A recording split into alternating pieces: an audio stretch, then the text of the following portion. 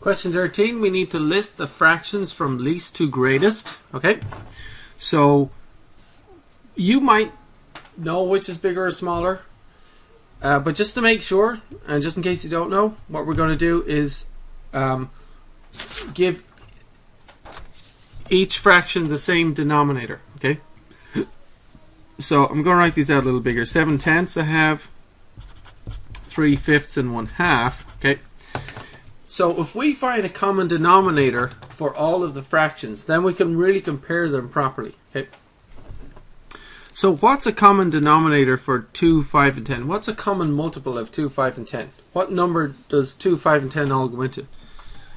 And one way to find it, of course, is to go, well, if you list the multiples of 2, they would be 2, 4, 6, 8, 10, 12, and so on, right?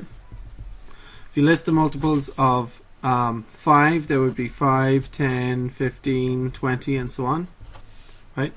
And the multiples of 10 would be 10, 20, 30, 40, and so on, right? What number is common to each list? What's the smallest number that's in each list, right? And that's the lowest common multiple. You might know it right away, but if you were stuck, this is how you would do it.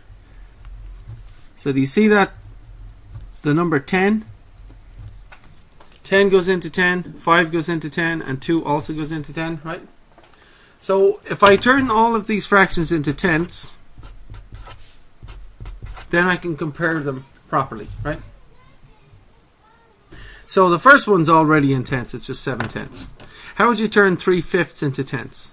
5 times what would give you 10? 5 times 2, right? And if you multiply the bottom by 2, you also must multiply the top by 2. So the 3/5 transforms itself into 5 times 2 is 10 and 3 times 2 is 6. 6/10. The 3/5 transformed itself into 6/10.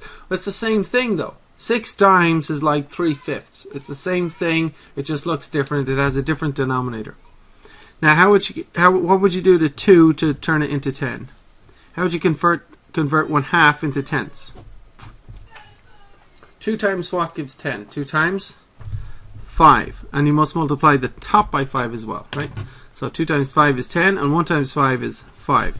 So the half gets transformed into 5/10. Half of $1 is the same thing as 5 dimes, isn't it? 5 dimes is a half of $1. It's the same thing, it just looks different. But this time now we have converted all of the fractions into tenths, and so we can compare them to see which is smaller and larger.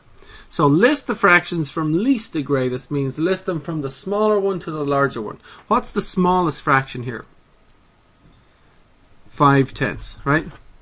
What's the next biggest fraction? 6/10, right? And what's the next one? 7/10, right? And those correspond to the original fractions that we had of 1/2, 3/5, and 7/10, and that's the answer. We've listed them from least to greatest.